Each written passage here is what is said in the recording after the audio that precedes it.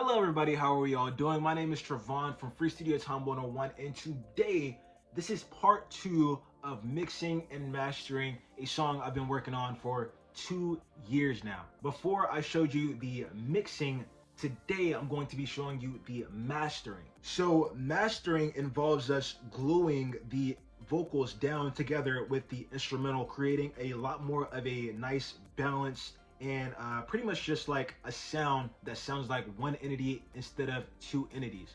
As many say, mastering is what's going to help your songs actually sound pro, right? But here's the thing about mastering: a lot of people don't really know how to master that good. That's why I'm going to show you what I did today in order to get a really good sounding master, right? So without any further ado, let's just hop into FL Studio and master this song. Well, let me show you how I mastered this song. All right, so we are back. Now, let me show you how I mastered this song, right? First thing that I'm going to do is show you how this master actually sounds. Then after, we're just going to discuss everything that I did. And also, before I show you how everything sounds, I should mention that I will not be playing it from the DAW. I'm just going to export it and show you how it sounds from there, just because I have a lot of CPU taxing plugins already inside of this project. So that's just going to drastically minimize any type of like crazy funky glitches that may be happening or anything like that. So let's get straight into it. Sometimes I carry away. You shine.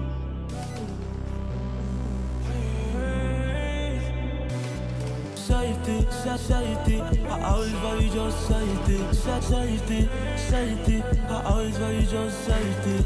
No, you never meant to cause harm. All you ever try to do is save me. Your empathy, good like on something passed on. No, it ain't your, no, it ain't your fault. No, it ain't your, no, it ain't your fault. Oh, you never meant, ever try to do, ever try to empathy, passed on.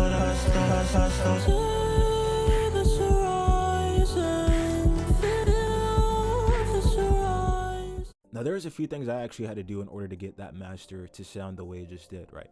And actually not a few, there was a lot. So first off, Ozone, I love Ozone so much. Majority of my mastering plugins come from Ozone, as you can see, but you can just get so much great sounds out of using Ozone. First off, you always have to throw on that imager if you're looking for a nice spacious master. The key indicator here is balance, right? So if you don't know what a stereo imager is, it's pretty simple. It's a plugin or a tool that allows you to spread your audio information in the master to your liking, right? There's a few different ways that you can spread out your audio information, but we're just going to keep it very simplistic for right now. All you really need to know is that these up here separate the frequency ranges, and you can control the space in each specific frequency range down here. And as you can see down here, I have the low range for like the lowest amount of space. This is the second lowest amount of space, third, and this is the fourth.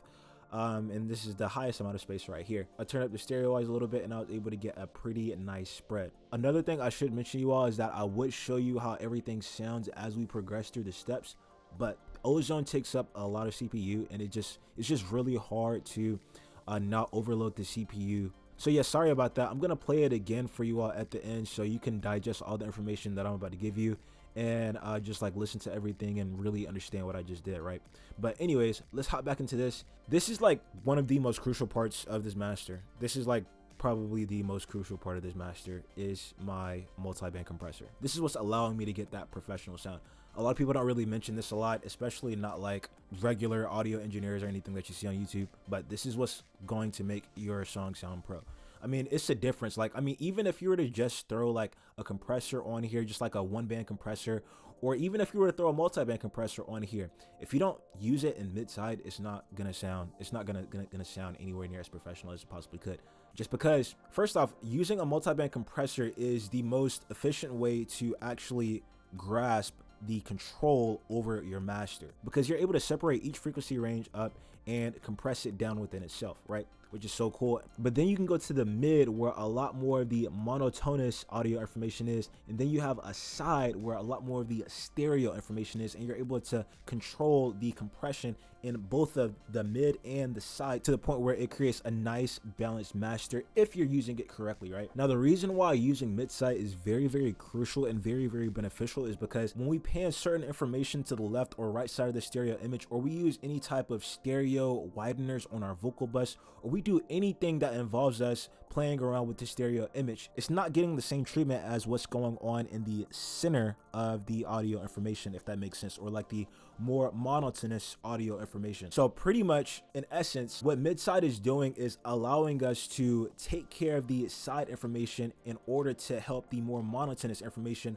shine out in the mix more and just overall create a lot more of a clearer and more balanced mix. All right, so let's check the mid of this whole mid-side multi-band compression. Right now, this is going to be a lot to go through, so I'm not gonna like go into extra detail. I kind of just want to give you a glimpse of what I did, just to kind of give you a basic understanding of like what's going on with this whole mid-side thing. And there's like a lot of other things that I need to go through in this master too, so just try to stay along with me, right? So the whole idea of the mid is to pretty much glue the information from the actual instrumental or the beat and the vocal together, right? The purpose of the side is to pretty much get a little bit more control over that stereo information to allow the mid information to actually seep through the mix a little bit more, which is what's going to cause your master to be balanced, right? So for the low end right here, I have a pretty slow attack. I'm also only taking like 1 dB of gain away from each of these frequency ranges because that's really all you need. You normally don't really need to take too much away as far as gain reduction goes in your multi-band compressors. But yeah, in the center, nice slow attack. Right here, I had it at 500 milliseconds at first for the attack, but I turned it down to 400 milliseconds, mainly just because when it comes to this frequency range right here, this is like a very, very, very important frequency range when it comes to multi-band compression, because this is where a lot of the vocal information lies. This is what's going to actually give you that glued together sound within the actual instrumental. I turned it up to 400 because at 500 it was a tad bit too slow, but the reason why I turned this compressor up to 400 right here is because I need this compressor to be giving me some type of reaction whenever the compressor begins processing, right? I need some type of reaction at the beginning of that processing, because that's what's going to literally glue that sound together. Like, the whole goal of this is to glue the instrumental and the vocals together, and this attack and release is what really helps you achieve that sound. And that's the main reason why I didn't touch the attack time too much for the low end, but instead I touched it a very little bit for the low mids. But going over 400 milliseconds right here can be very detrimental because it can cause a lot of muddiness, and you really just want to avoid that. So I found, me personally, it's pretty nice to just stay somewhere around that level. Anyways, over here for my high mids, I like to have a nice tight high mid, because this is where a lot of our hi-hats and drums are. So using a little bit of tight compression as far as attack and release right here can help the master actually sound like your vocal is kind of very close to the drums or the hi-hats, which will just make everything sound a lot more concise and crispy. Then we have the high end. I'm using like nice medium compression right there for the high end. Let's go over to our sides where the more stereo information is. So over here for my sides, I use a little bit more light processing for each specific frequency range, just because you don't need to use that heavy of compression when it comes to sides in your multi-band compressor on master. But I was kind of following a similar trend for the low end. You don't really need to worry about the low end too much unless you're not really getting too much, but we can worry about not getting enough low end later, because I have a special little trick for that. Right here, my low mids, I pretty much just hit the 500 just because I didn't really need this too much. What really matters is what's going on in this frequency range for the mid, but not too much for the side. So I wanted to make sure I wasn't getting a crazy muddy sound, because the further you pull this attack down, the more it's gonna just start to sound muddy, and that's what we really want to avoid. So it's best to just keep that slow as possible, just like how I said earlier. Then we come over here to the high mids. I have an even more snappier high mids for the side, even more than the mids right here, mainly just because I was noticing a lot more of funky, crazy sounds, a little bit of harshness out of this frequency range earlier before I actually started this multi-band compressor, so I had to get that under control. And lastly, my high end, which I pretty much just did the same exact thing as the high end right here. Now that was like a lot. I didn't even break it down like in depth like I probably should have, but that was still a lot just to explain it. That's why I didn't want to go too in depth with that, just because we still have all this stuff to go, you know. And that's not even it. We have all this stuff to go down here too. Anyways, equalizer. So for my equalizer, I didn't really do too much here. I wanted to keep it very nice and simple. I took out a little bit of low end. I boosted up the low mids a little bit. I boosted up this range right here just because this is where a little bit of those what's the right word, almost boxy frequencies, but it's more of kind of just like low end rumble, just like by very little bit. And I figured that by boosting this up by like 0.3 dB will kind of make a little bit of rumble in my voice come up, but as well as a little bit of rumble in the actual instrumental come up as well, which will just make my vocal sound a little bit more present within the actual beat, because the whole goal of the master is to get the vocals to sound like it's actually inside the instrumental, right? So just doing stuff like this, like little stuff like this, is what's really going to help you get to that sound. Like, I mean, you may see 0.3 dB or 0.4 dB, but on the master, trust me, it makes a huge difference. It just depends on how you're listening to it. But anyways, I used kind of like that same concept, and I used it with the high mids. And I came over here and I boosted this up by just like a very little bit, 0.4 dB, just because this is where a lot more of those presence frequencies are. So it's best to go ahead and get those under control, right? Anyways, lastly, I just boosted up the high end by a very little bit, just because why not boost up the high end, you know? It's only 0.3 dB too, and it just makes everything sound a little bit more crispier. Next thing, the exciter. Now you may be wondering why you need an exciter on your master. Let me tell you why. Your exciter is just going to make everything sound a little bit more exciting. If I'm really trying to not be redundant here, but when you throw the exciter on, let's just say you have a dull master, you're feeling like it's lacking something, but you don't really know what it is. You can come over, add some harmonic distortion with this exciter, come over to each specific frequency range, tweak it up to your liking, and then voila, you have a whole lot better sounding of a master. But I should make you all aware that it's very easy to add too much harmonic distortion to these frequency ranges. That's why I suggest you keep it very, very, very minimal. Like, as you can see, I'm not using more than 4% harmonic distortion in each of these frequency ranges. I'm not using more than 4%. I like gradually use more and more harmonic distortion as we progress throughout the different frequency ranges, but I never go over 4%, just because this is where I was able to find that nice sweet balance to the point where the master didn't sound like it was like overly distorted with high frequencies or anything like that. Because if you use too much harmonic distortion right here, that is exactly what will happen. That's what I'm saying. You have to be very cognizant and very careful of how you use this. But anyways, after you finish doing that, throw on some oversampling for the highest quality out of this exciter. It's just gonna make a world of a difference, right? Next, dynamic EQ. I didn't really do too much right here. I'm not really gonna go over this one that much just because I didn't really do that much right there. Anyways, low end focus. This is another really big part of this master. Low end focus is so important because it's literally bringing out the low end depending on how much you want it to come out. This is really, really useful for a few reasons. Let me give you an example. Before, I used to have problems with my low end coming up out more in the mix, and what I used to try to do is try to use equalizers, and I used to try to like boost up the low end with equalizers, and doing that doesn't really solve the problem. It kind of just makes the master sound weird. And it's like you're always trying to like do like certain little tweaks with the EQ, hoping it'll fix it, and then you kind of just end up leaving it alone. That's where I pretty much got to. I was like, you know what, I'm just gonna leave it alone. It's fine for this, I guess.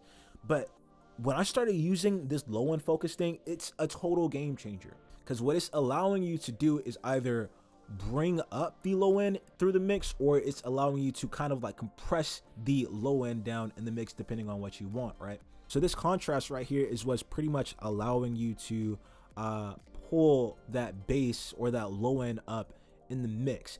And how this specific plugin works is it brings up the low end to the point where it's not overwhelming any of these other frequencies up here, which is really freaking cool. Then you can come over here, add a little bit of gain, and you kind of just have to test and see what gain sounds good for like the sound that you want.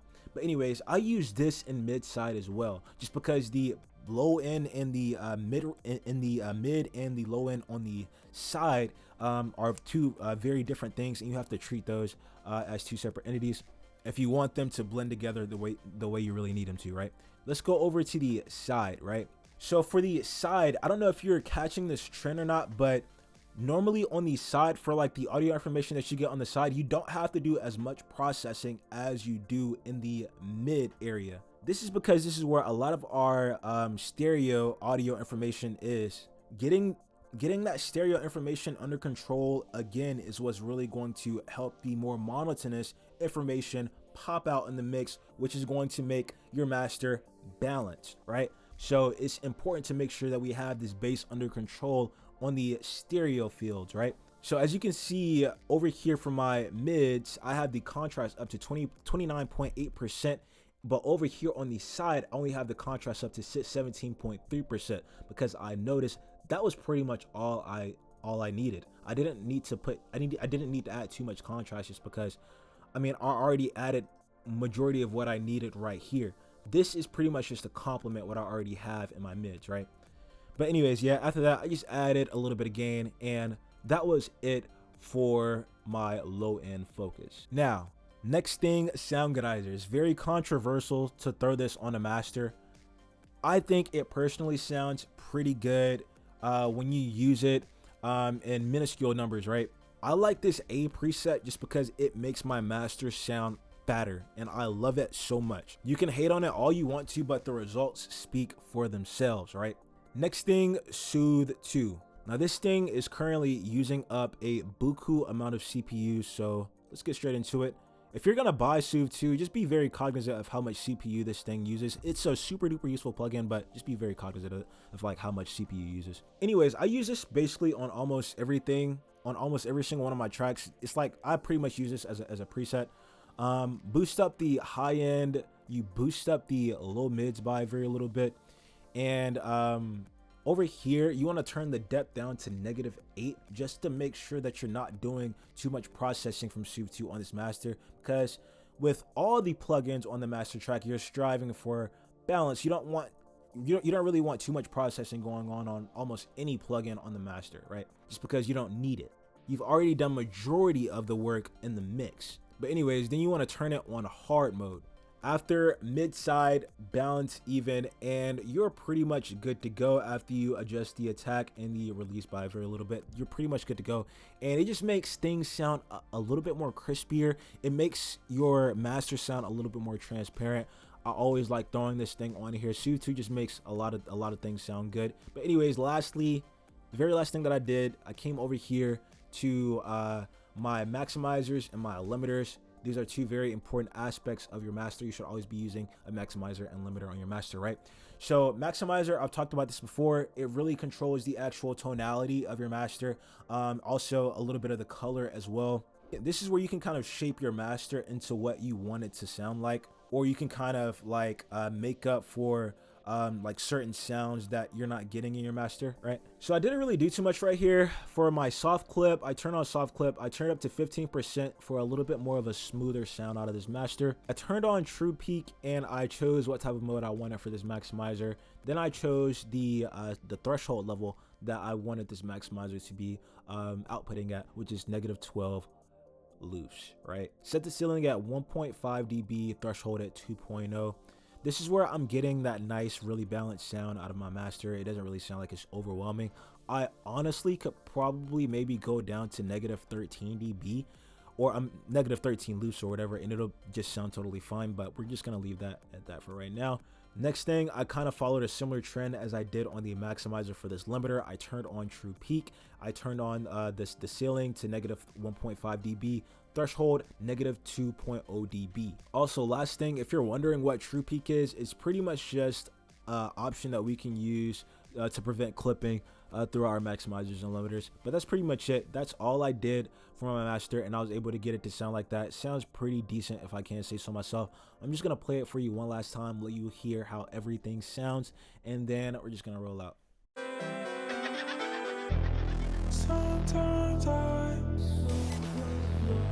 get carried away. Give me a sign.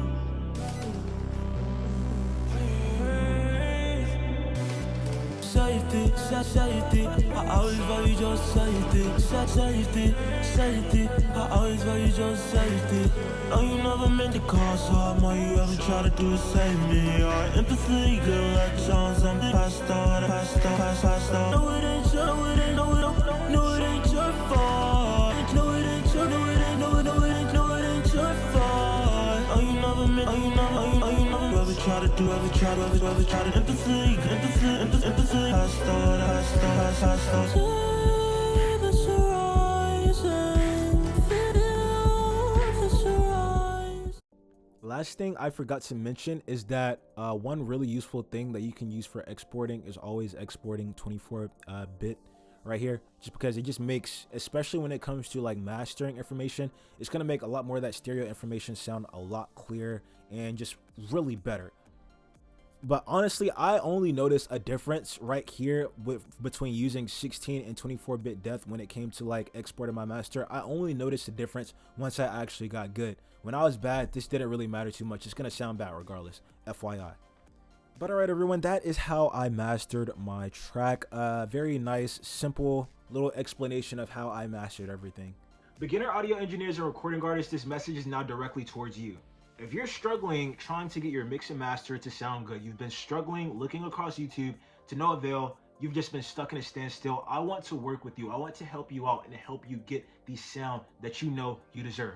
If this sounds like something you're interested in, what I want you to do is hit the link down below so we can schedule a discovery call and talk more about your personal journey. I should also mention that there's only 5 spots available this month, and they're really filling up quickly. So if you want that opportunity to work with me and really improve the sound of your mix and master, I need you to hit that link down below so we can talk about your goals.